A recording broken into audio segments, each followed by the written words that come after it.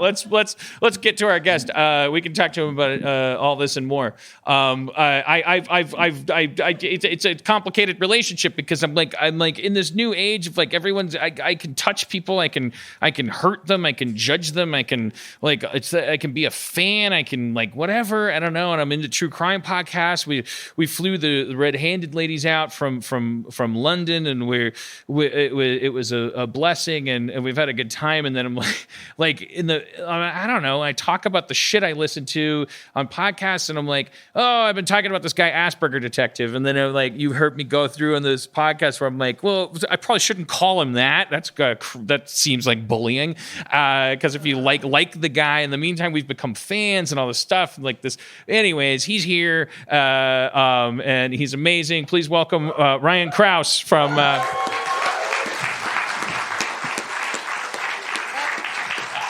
From Cold Case Mystery Murders. I didn't even get that right. Cold Case Mystery Files? Cold Case Murder Mysteries. It's Cold Case Mystery. Cold Case Murder Mysteries. Murder Mysteries. Cold Case. Hello, Ryan. How you doing, man? All right, man. Nobody expected you to look like Michael Chiklis. That's not... And that's the biggest compliment in the world. I told you last night we had dinner, and I'm like Michael Chiklis is everyone's catch-all for you shave your head and work out. Like I would have said he looks more like that one judge that you really want to impress on a cooking show. Anyway, sorry. That's it's rude to bring you out. I think your and flavor throw this stuff profile's here, but you got to use a little more salt in this, man. You got to. Anyway, sorry. How are you? How was your trip? Thank you for driving out here. Yeah, that's. I'm great. Yeah. Yeah. No You doubt. you drove here from Phoenix. Yeah. Unfortunately. Yeah. You're Living here gonna for a have to eat that mic. We have to tell everyone. Yeah. It's the worst. Like this. I'm so close. You got to be this close. Okay. Otherwise, people will be like, "I hated him." In my mouth? I hate. Yeah, No more or more far less. away guests. Why was that guy so far away? And we're like, he wasn't far So away. you're a Phoenix native or resident? No, I just moved away from LA actually about 6 months ago, unfortunately. But So you fled LA and you've moved to Arizona. yeah, I was like, I had a corporate job and the podcast, and I could only really keep one, so I had to let something go. And I was in Santa Monica, so I let go of the corporate job, and yeah, I just had to Well done. do my thing. I love those stories. Like when you get into true crime podcasts, you're like invested in people that have a certain amount of Patreon subscribers, and then hopefully, usually, there's like a moment where they're like, guys, if enough of you help me, I can actually stop delivering pizza or whatever. And you kind of like, you experience this sort of like, you get to watch a million Stan Lees like create a million Spider-Mans kind of, but it's like, it's a healthy, in a healthy level. So I heard that episode where you're like, you're telling your origin story of working in cubicles and stuff. And it was pretty deep and electric. It was really, it was more than I expected. Yeah, I don't even know if I remember that episode. There's an underlying thing to you. We should talk about this later, though, because we should where you kind of God damn it, or I mean, great. Thank you, Steve. I just don't understand why it can't happen earlier. Well, I'll tell you why. Because I didn't text him yet. Oh, you texted him. I had to. So he keeps dropping the ball. He keeps dropping the ball. Day before your Steve, surgery, and you're in charge of ICE. Well, I got to be in charge of ICE going forward. It's going to be a big part of my life for a couple weeks. That's just true. Anyways, so let's talk. Can we talk about your origin story? Like you going from working stiff to true crime podcaster. Okay. Yeah, let's do that. Which part do we want to talk about? I don't know. Like, give us the rough edges. You don't have to. I heard an episode where you talk about there was like a whole thing. You don't have to talk. Was about that the Columbine episode, or was it the one before it? I think that was a free episode. Yeah, it could have been, but just give us the. I don't know. Like why are you interested in true crime? Why did you start a true crime podcast? That kind of thing. Oh, you like know, I'm not a bad think, interviewer. Just help me out. I mean, the true crime thing started way back in the day. I mean, my mom was watching Unsolved Mysteries all the time. I don't know if anybody's a fan of Unsolved Mysteries, but like constantly. So I was always just in the house and I would hear about true crime and these unsolved things. And I just started becoming interested in that. And I think for me, it was like, oh, how do these people's brains work?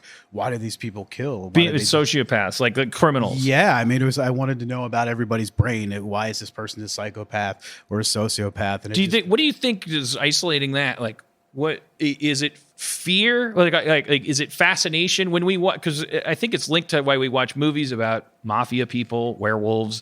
Like we have this fascination.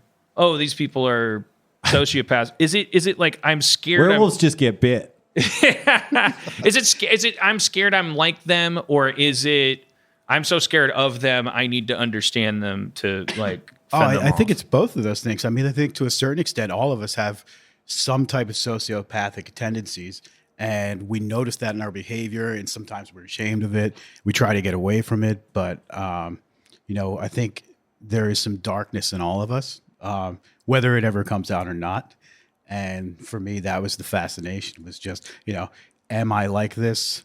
Who is like this? Why are they like this? Why are they more like this than me? Yeah. Yeah. Why is this person considering themselves like a candidate for driving their children into a river and jumping out of the car and blaming it on a random minority? Like, why did they just think that was okay to do?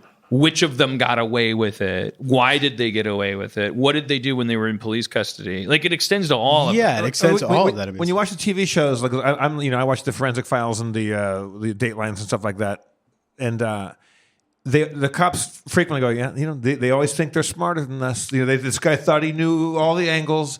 But like, I wonder how many people that are really smart actually do know all the angles and get away with it. It's like they kind of are smarter than you, a lot of them, because you guys do it every day.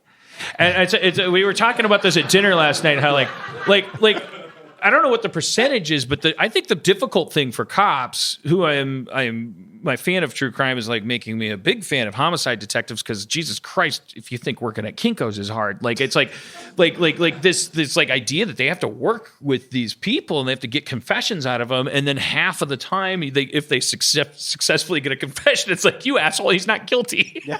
And they're like, but I only did what I like. So most of the time they're lying. But they like, it's like a lot of times, like you watch like Forensic Files, and the cops will talk about their techniques, and they'll leverage the fact that the average person, given an average person that commits a murder, like that they'll be leveraged by the idea that the cop wants to be their friend, for instance. Oh yeah, definitely. That they'll be like, oh, dude, you seem like a smart guy. And the person will respond, and they'll do this thing like, I don't think you want to be dishonest. Like, I think you want to do right by the mother of the victim and stuff.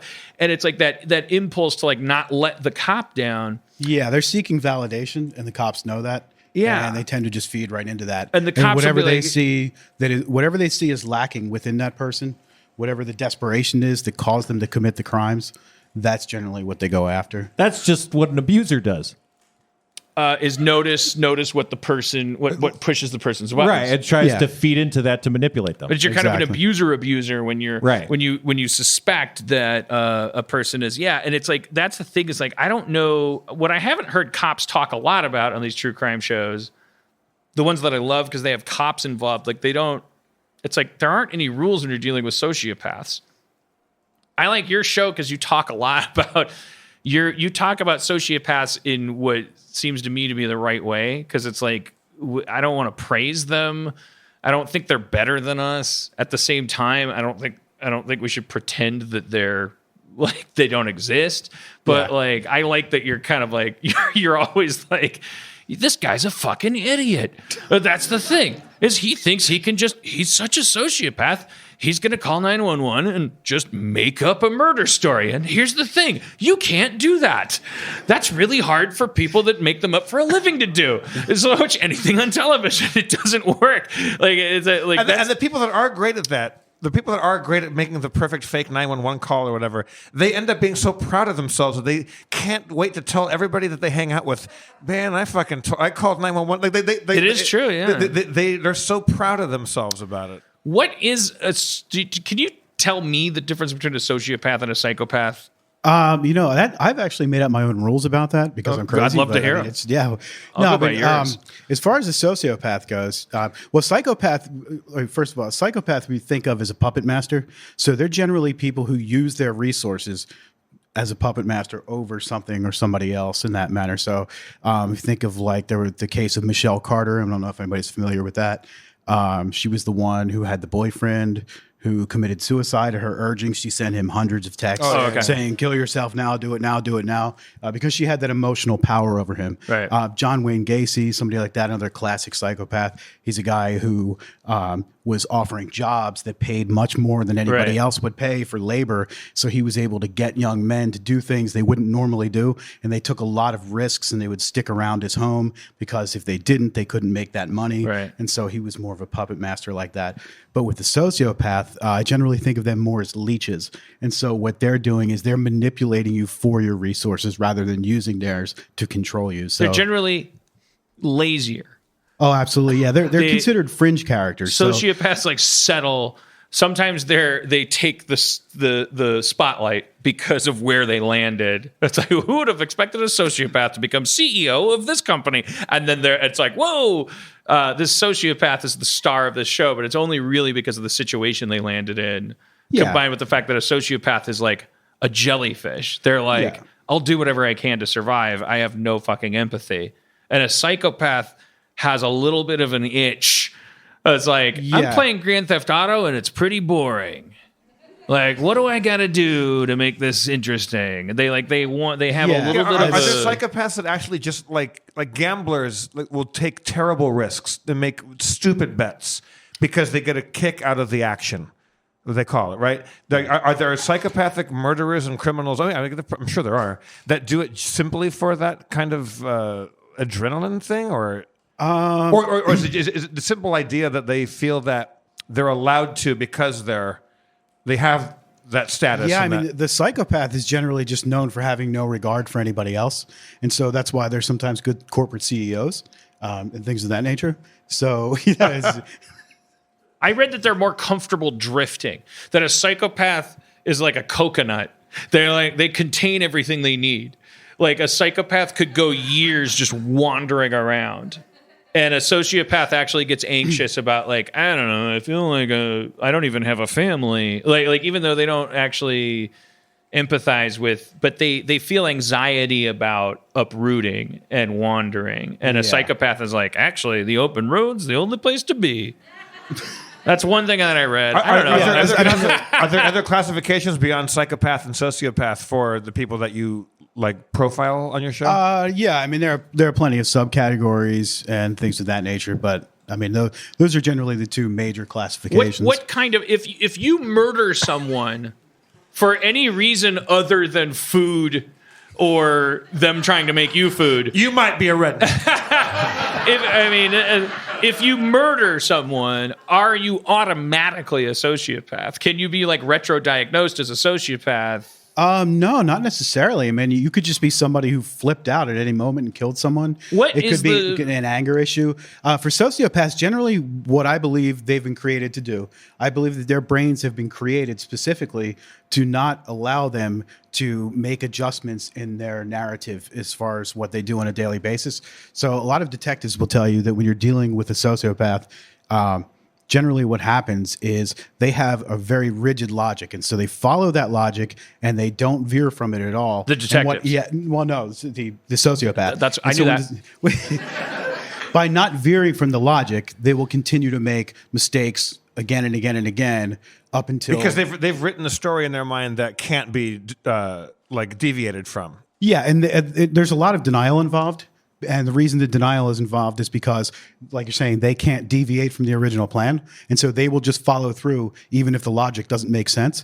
And the idea is the brain has been developed like that specifically to put them in prison. But in the process, we're creating a lot of technology related to detecting light and Right, and like movement and they've things been of that placed nature. by God as like debugging equipment. Oh, absolutely, That their job is to go through the highway map and constantly try to turn right. Yes, and if exactly. they're able to, it either represents a place where you need an on ramp, as in Lizzie Borden, possibly. Yeah, like you right. did a Lizzie Borden episode where your take on it was very. You're like, I mean, I don't mean to put words in your mouth, but my brutish summation of your take on Lizzie Borden was basically like, this is a woman who, if she was being denied the things that she felt she deserved in like 40 years difference, like there wouldn't be as much question about what she was entitled to. Exactly. This was a woman who was being told at her place and time that you're in a cell socially, like, oh, you're a spinster. You either need to marry a man and submit to his will, or you need to do what your father says. And she was like, psych, I have a hack for that. No pun intended. Yeah. I have 30 Which is short for hacks hatchet. for that. Yes, exactly. But I mean, did I paraphrase you wrong? I mean, that's that was correct. sort of your take. That's a great example of a sociopath. Not that these as well. people are gods or monsters or heroes or villains, but that sometimes their functionality is a scrubbing bubble. That they're like going like, hey, there's a fucking like there's railings here that like a woman isn't allowed to do anything except chop a motherfucker.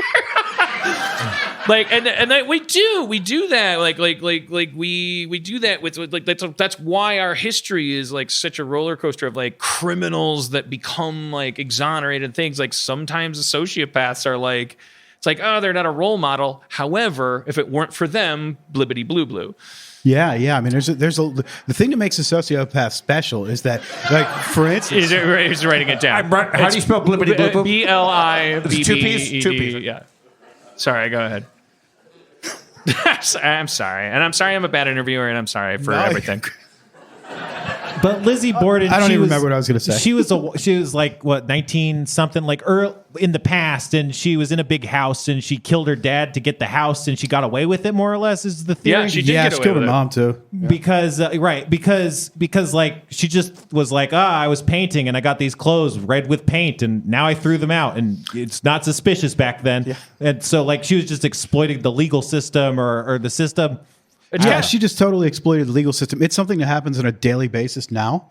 And because of incidents like that, and we were able to create better forensics, we now have a better understanding of that. So that's really the purpose of the sociopath, is to advance that technology over and over and over. So their faulty logic ensures when they want something and they can't get it, they'll engage criminality, because there's just no other way to get it. So if you're Lizzie Borden, you're stuck in this house, you don't get your father's money, he's healthy and he's not going to die for a long time.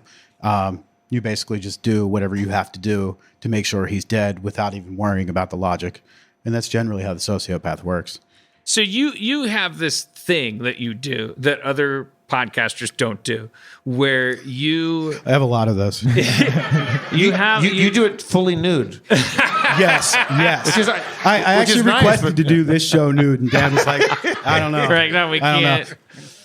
But you kind of pick. I'm kind of curious about your process, but you can tell me, no, that jumps the shark. I can't tell you exactly how I do it, but I'm curious about how you pick a case, because part of your gimmick is you pretty much always go lateral. I mean, for me as a consumer, the joy of true crime is that it's like, these are all different personalities, but the canon is all the same because it's true crime. Everyone's going to do John Benet Ramsey, and I want them to. Because I want the same way that Shakespeare was just adapting. Whatever, Harmon, shut up and just get to your point. My point is that like your unique gimmick is that you actually do kind of investigate these things. You pick cases that have questionable resolutions, and you very proudly put a crown on your head and go like, look, here's the thing. I don't need any more information than I have. I know a lot of people talk about, they wish this autopsy photo came back, but guess what? You don't fucking need it. All you need to solve this case is to think about one thing. evolution. And it's either the like Cody and my fiance and I like always go like he goes you always like you go like it's gonna be one thing. It's either gonna be evolution, resources, or redirection of light. And I'm not mocking you because it is you commit to that like a crazy kind of Columbo like detective, like you're good at it. You do it well. What is redirection of light? Oh, I yes. mean, Please explain this. This is great. Well, we got some light redirection some ROL fans out Yeah. there. This is one of your big things, and for those who aren't indoctrinated, it's like I mean, you're constantly talking about redirection of light. Yeah, I mean, redirection of light it's actually, I mean, it's just essentially just blocking the truth in some way. It can be thought of in many ways, but I think one of the ways that I explained it recently, I covered the Justin Ross Harris case, if everybody's familiar with that. It was a hot car death with his young son, and he's in prison for it now. Is that the guy that left his kid in the car and then went to Burger King or whatever? He left his kid in the car when he went to work instead of taking the kid to daycare, and it was in Atlanta in June. And he claimed that his case was, I didn't know. I'm hearing impaired, so I forgot my kid was in the car. I took him to work. I went to work, and then we went to lunch, and then my kid got cooked in a car. Yeah, so he had claimed that for 7 hours he didn't think of his son. And you could see by the way that he had parked his vehicle and the movements that he made coming in and out of the building, that he was intentionally avoiding certain things and was positioning his vehicle in certain ways. And like I said, the sociopath is unable to see once he reaches the stage of denial, he's unable to see that he's not making adaptations to his plan. And so one of the instances of redirected light that I talked about was that he pulls the vehicle into the parking space by backing in because he wants to be able to get out and not have to look into the back of the vehicle. So if he pulls in forward, he has to get out and walk past the door where his son is in the car seat and he would see him. So he intentionally backs in. But by backing in, what happens is he creates a situation where he would have seen the kid in the back seat through the side mirror. I'm sorry, I don't quite follow that. So like if he parked in normally, he would have to... Are you saying he has to look over the back seat to back out of the space, and he would see the kid in the back seat? Let's say where's the kid sitting, front or back seat? The kid's in a car seat in the back. Okay. So let's say he would normally pull in face first. Right. And so every other vehicle in the parking lot is like that, except for his. His is backed in. Because he doesn't want to walk past the back seat. So when he wants to walk forward. If he were to pull in forward, he has to get out and walk past the back seat, and he'll see the car seat. Right. So he avoids doing that. But what he can't see as a sociopath is that he's actually redirecting that light. Right. And so what that means is that by parking the vehicle and backing it in, what he's doing is he's creating a situation where he has to use the rear view and also the side mirror in order to back into the spot. And while doing that, he would very clearly see his son. He would have used more light to see the reflection of his son in the backseat of the car. So in fact, hours later, that's how he actually says he sees his son. He says, I was changing a lane. I looked in the mirror and I saw him in the back. But he would have seen that when he parked the vehicle. He was not able to understand that, though, because sometimes you have flare-ups like that. I remember you saying about that guy, you're like, but this guy, and he says this, but here's the thing. I'm about to squash his fucking life like a grape.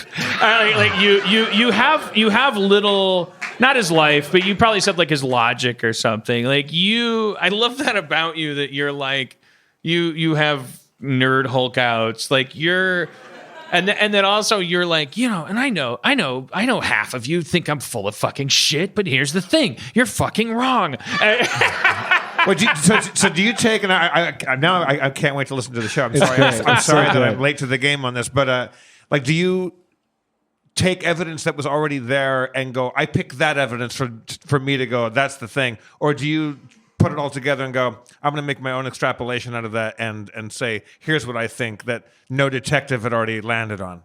Yeah, I mean, I generally try to extract whatever the human brain is doing. So if I look into the psychology, then I'll start analyzing the philosophy of it and the sociology as well, and just go off on a rant. Right. So the car thing is like he's creating plausible deniability almost, but creating plausible deniability is something a guilty person does so that they can then claim they're getting away with it. So that gets back to the redirection of light. He's creating this incident where he could pretend to be telling the truth, but he's actually engineering a dishonest situation, and that has evidence that looks like a dishonest situation being created. It takes energy to I almost think like it's like psychology. When you were talking about he would have looked in his rearview mirror and all that stuff. Actually, that pales in comparison to the fact that like if he pulled in head first to his parking spot every day and then that day backed in, boom, you're done. Redirection of light, right? Because he's doing something specific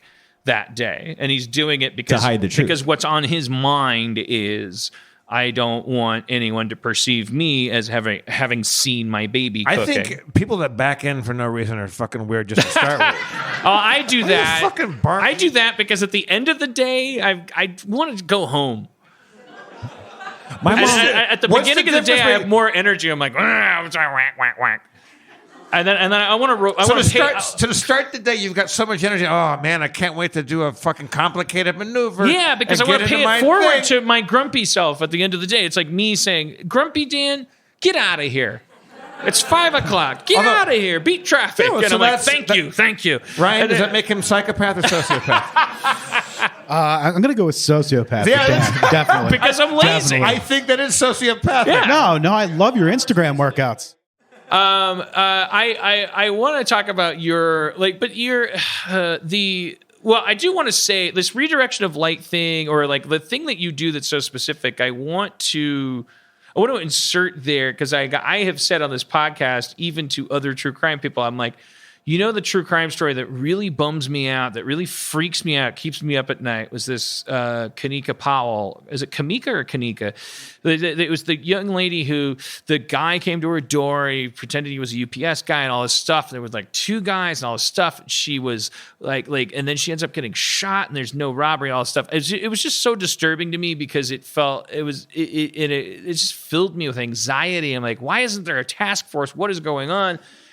And he did an episode on it, and it was like, as an example of what you do can kind of actually be beneficial. You have the same information that anyone else has, but you're tracing it through and going, what do the guy or guys that are doing this shit to her have in common?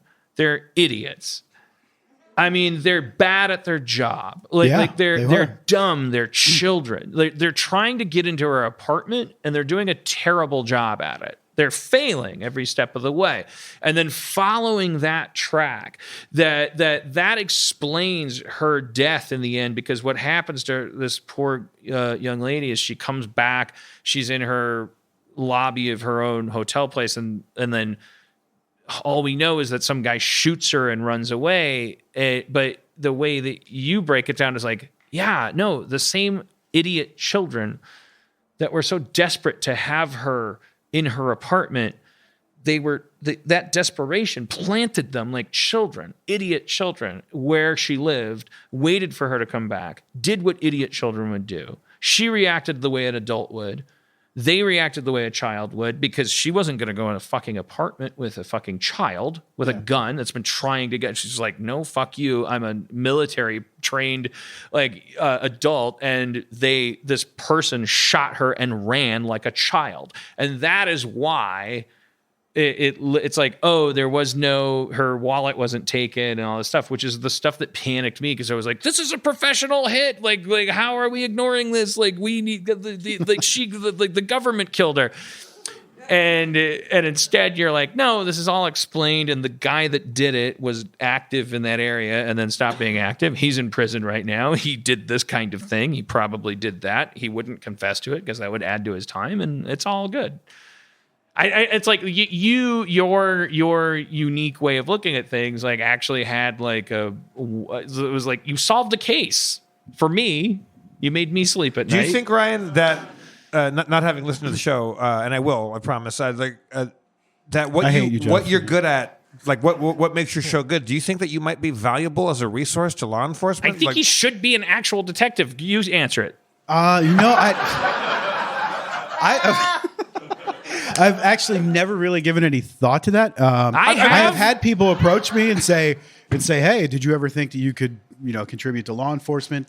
I'm not so sure that a lot of what I do is very grounded, but I think it is. Yeah, I wouldn't say that you you'd be can't bring it in a courtroom. You wouldn't be, you wouldn't hold up in a courtroom necessarily. But then again, like profilers and people that like you might be the person that they go to and just go like Ryan, what do you think about this guy? He goes, he sounds like he sounds like a classic number 17. Yeah, I definitely think I would be beneficial in that way for sure. Yeah, that'd be great. Yeah. Do you think that because it's like you would consider yourself like the equivalent of like a psychic in the sense that if it works, it works.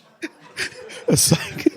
Well, sometimes. Yeah, well, there's crime shows about a guy That's who's my next like his podcast. eyebrows twitching. You know what that means? He's Right. thinking about his mom, and it's like that's not going to hold up in court. Right. But in the TV show, it works fucking great because that makes the guy confess, and then that does work in Well, court. if it helps you knock on the right door, Right. and then that guy tries to crawl out the window, you got him. Yeah. It's like, oh, how'd you knock on my door? A profiler told us. What the fuck's a profiler? Yeah, that shit doesn't hold up in court. But like, and sometimes that's a psychic. Like you hear law enforcement sometimes say they have this like weird relationship with psychics that call in They do, because yeah. they're kind of going. And I've heard you say this on your podcast where.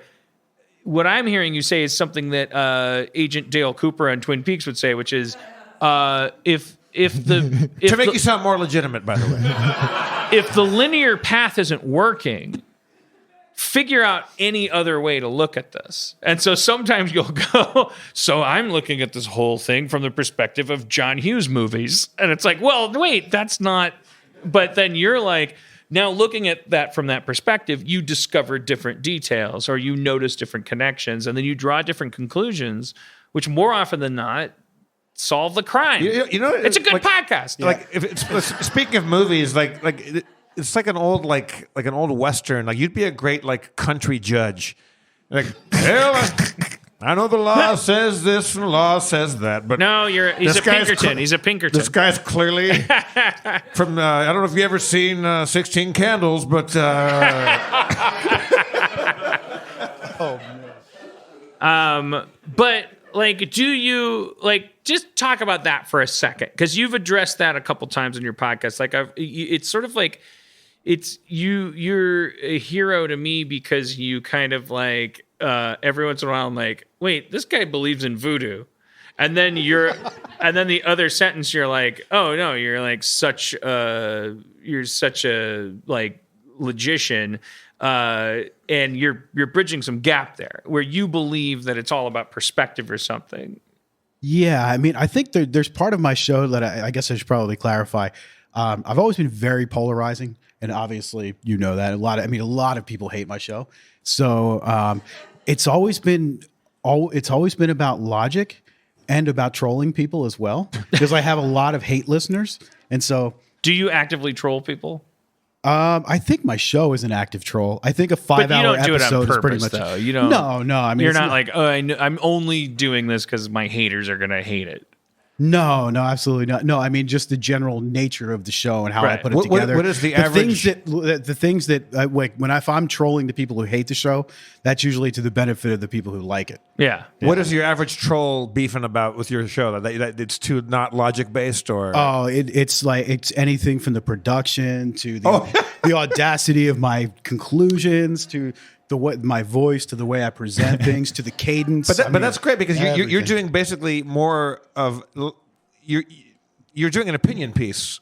Like you're lending your own, subjective ideas onto things, and like the people that like edit like opinion editorial pages in newspapers, they love the hate mail. That means people are reading, and that means Yes. that we're creating a conversation. So that's good. Yeah, I mean, it's definitely part of what I do. A lot of true crime shows you listen to, regardless of whether they're good or bad, there's kind of a thing where people are not quite committing to certain conclusion in a case for whatever reason. I mean, it might not be what the show is about, but I tend to just be audacious and go for it and just say what I think. I think it's an interesting intersection between true crime and podcasting is that the part of you that wants to podcast is the part of you that wants somebody out there to like you.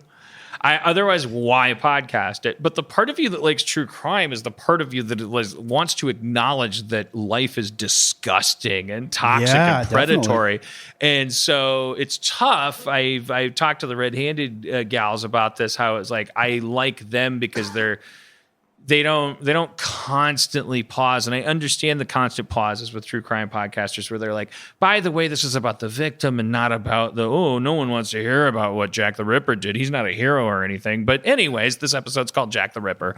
And it's really about the victims. And it's like, I like that we need people that are like that you clearly like hear the haters and then you're like, all right, that's expected. But here's the thing.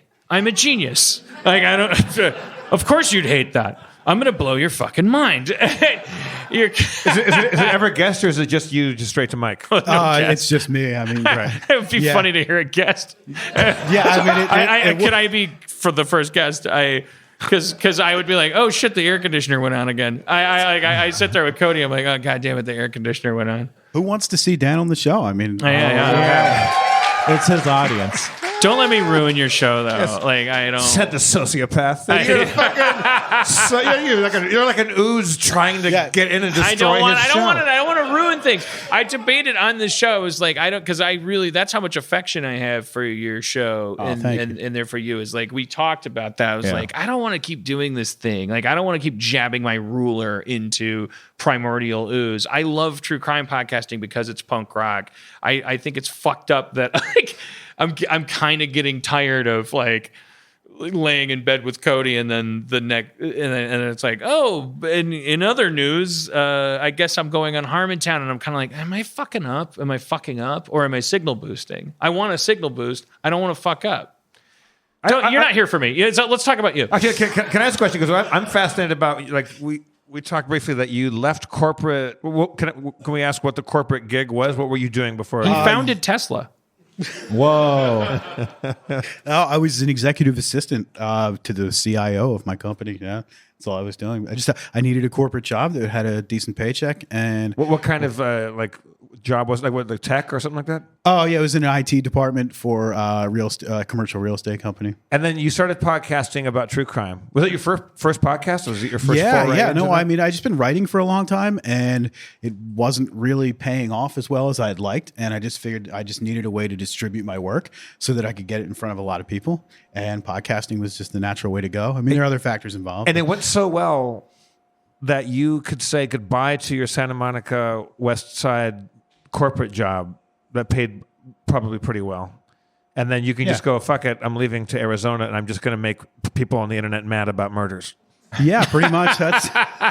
That's the way it went. Yeah, I mean, you really just followed your own weird joy on that one and just said, like, this is what I want to do. Oh, totally. Yeah, I mean, I just worked nonstop, and it was like I got to a point where I was exhausted, and it has to be one thing or the other, and I wanted it to be the creative side. So that's so cool. That's just inspirationally awesome.